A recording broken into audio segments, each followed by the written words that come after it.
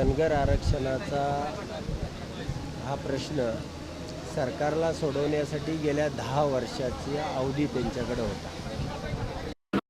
राज्यामध्ये आणि केंद्रामध्ये सरकार यांचंच होतं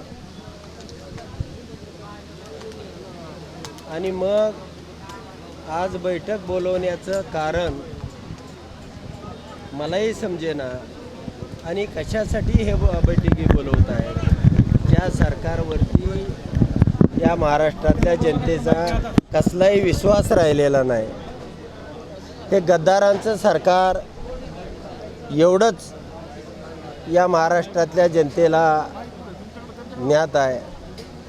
आणि मग हे सरकार आज बैठक बोलवून माझ्या माहितीप्रमाणे समाजाला एक फसवण्याचं किंवा फार्स करण्याचा प्रयत्न त्या ठिकाणी सरकार करत आहे।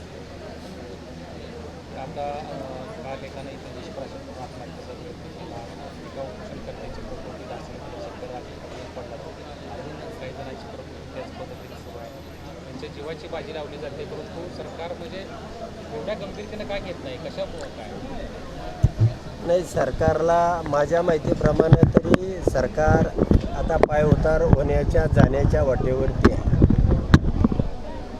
आणि सरकारला काय करायचं असतं, या महाराष्ट्रातल्या धनगर समाजाचंच नव्हे अनेक समाजांचे प्रश्न सोडवायचे असते तर सरकारला पुरेपूर 10 वर्षाची सगळी अनभिज्ञ सत्ता होती। राजा महाराजा सम्राटासारखी सत्ता या राज्यामध्ये आणि केंद्रामध्ये या मंडळींनी भोगली किंवा उपभोगली, परंतु कोणताही प्रश्न यांनी सोडवला नाही।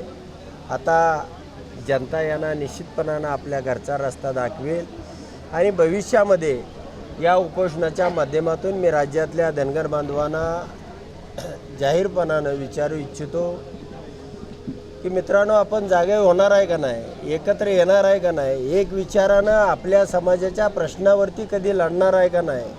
आणि जोपर्यंत आपण आरक्षण प्रश्न हा मुख्य मानून लढणार नाही, आपली समाजातली प्रतिष्ठा, गाव पार्ट्या, पक्ष यावरती जोपर्यंत लढत राहू तोपर्यंत हा आरक्षणाचा प्रश्न कधी सुटणार नाही। या ठिकाणी या तरुणांची प्रकृती अतिशय खालावत चाललेली आहे। मला सरकारलाही इशारा द्यायचा आहे, तुम्हाला काय करायचं असलं बरं बोलं तर या महिन्याभराच्या आतमध्ये करा, अन्यथा तुम्ही घरपोच झालेलाच आहे। आणि या ठिकाणी मी राज्यातल्या धनगर बांधवांना या तुमच्या माध्यमातून सांगू इच्छितो की तुम्ही सगळेजण ताकदीनं पंढरपूरमध्ये या, आम्ही उद्या बसून त्या ठिकाणचा निर्णय करू आणि तुम्हाला दिवस कळवू। त्या ठिकाणी या पंढरपूरमध्ये विराट असं धनगरांचं रूप या ठिकाणी या सरकारला दाखवून दिलं। 60-70 वर्षामध्ये अनेक पक्षांनी सत्ता भोगलेली, मात्र या आरक्षणाचा मारेकरी कोण आहे नक्की? नाही, आरक्षणाचा मारेकरी हा माझ्या माहितीप्रमाणे जागृत समाज आमचा नसणं हाच या आरक्षणाचा मारेकरी आहे।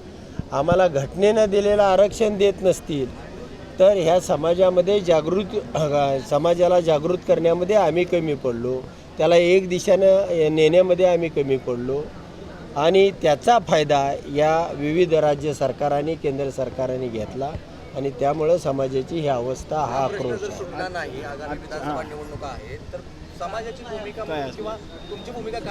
नाही, निश्चितपणानं हे सरकार जर देत नसेल तर पुढच्या येणाऱ्या सरकारनं, आता राज्य सरकारच्या हातामध्ये आरक्षणाचा हा प्रश्न आहे, पुढं येणारं जे सरकार आहे, पवारसाहेब असतील, उद्धवजी असतील किंवा राहुल गांधी असतील, यांनीसुद्धा या समाजाला ठोसपणानं आणि तारीखवार त्या ठिकाणी त्याचा डाटा दिला पाहिजे, वेळापत्रक दिलं पाहिजे आणि तरच समाज हा त्या दिशेनं सुद्धा जाईल।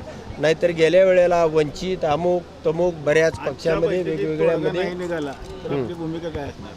आजच्या बैठकीमध्ये तोडगा निघणारच नाही, तो फक्त फारसा आहे। त्या बैठकीमधून काही निघूच शकत नाही। यांची कॅपॅसिटी किंवा यांची जी मानसिकता आहे, मनोरुग्णता आहे, हे मला माहिती आहे, त्यामुळे यामध्ये काही निघू शकत नाही। पण उद्या आम्ही काय प्रमुख लोक बसून या पंढरीमध्ये धनगरांचं वादळ येणार एवढं मात्र नक्की सांग. 10 वर्षापूर्वी फडणवीसांवर विश्वास ठेवला समाजाने, त्यांना संसद बसवलं. आज 10 वर्षानंतर विश्वासघात झाल्यासारखं वाटतं फडणवीसांकडून. नाही, विश्वासघात झाल्यासारखं नाही, विश्वासघात जाणून बुजून केला. सत्तेवर आल्यानंतर सुद्धा केंद्रामध्ये राज्यामध्ये यांचं सरकार असताना सुद्धा या समाजाला गृहीत धरलं गेलं आणि या समाजाला आरक्षण देण्यासाठी अनेक मार्ग होते. आदिवासीमध्ये सुद्धा अबकडं जसं आमच्या एन टीमध्ये आहे किंवा अजून कोणा त्या ह्याच्यामध्ये आहे, एस टीमध्ये आहे, अजून वेगवेगळ्या प्रवर्गामध्ये, तसं एस टीमध्ये करता आलं असतं. कोणताही आपल्याला त्याच्यामध्ये मार्ग काढता आला असता. मूळ आदिवासीला धक्का न लावता आणि ब सुद्धा करता आलं असतं. परंतु या सरकारची ती मानसिकता नाही आणि या सरकारला वाटतं की आपण गोलमाल करू. लाडक्या बहिणीसारख्या अशा छटछूट म्हणजे छछोर योजनेच्या माध्यमातून आम्ही समाजाला भुलवू, गंडवू आणि इलेक्शन मारून नेऊ, ही त्यांची कल्पना आहे. पवार साहेब देखील मुख्यमंत्री होते त्यावेळेस सुद्धा हा प्रश्न मार्गी लागला. फक्त पवारने फसवणूक केली नाही म्हणायचं. नाही, पवार साहेबांनी अनेक पातळ्यावरती प्रयत्न केले. हे एनटीचं आरक्षण दिलेलं आहे ते पवार साहेबांनीच दिलं आणि हे एस टीमध्ये सुद्धा समाजाला समाविष्ट करण्यासाठी पवार साहेबांनी अनेक पातळीवरती प्रयत्न केले. परंतु केंद्रातलं सरकार हे पवार साहेबांच्याही हातामधलं सरकार नव्हतं. पवार साहेबांना जे जे करता येईल ते केलं. मी म्हणत नाही सगळ्या अंगाने केलं असेल, पण त्यांना करता येईल तेवढं केलं. परंतु त्यामध्ये त्यांना यश आलं नाही किंवा त्यांच्या हातामध्ये तेवढी ताकद त्या ठिकाणी नव्हती.